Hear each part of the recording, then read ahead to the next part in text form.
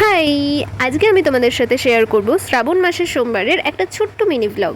তো আমি ঘুম থেকে উঠে পড়েছিলাম সকালবেলা, বিছানা টিছানা গুছিয়ে তারপরে ব্রাশ ট্রাশ করে চলে গিয়েছিলাম স্নান করতে। স্নান সেরে এসে আমি করে নিচ্ছিলাম পুজো।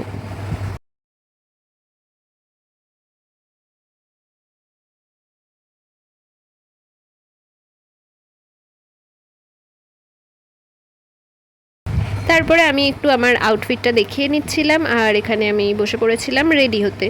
রেডি হচ্ছি কিসের জন্য নিশ্চয়ই মনে হচ্ছে, দেখতে পাবে আস্তে আস্তে সব জানতে পারবে। খালি ভ্লগটা দেখতে থাকো শেষ পর্যন্ত।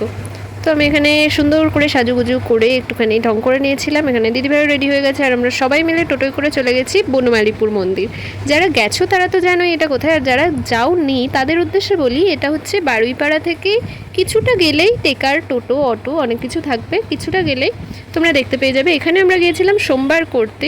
মন্দিরটা খুবই সুন্দর, খুবই বড়, গেলেই একটা শান্তি ভাব লাগবে। তোমরা যদি কোনোদিন না গিয়ে থাকো একবার যেও। আর ভিডিওটা ভালো লাগলে লাইক করে দিও, চ্যানেলটাকে সাবস্ক্রাইব করে দিও। বাই।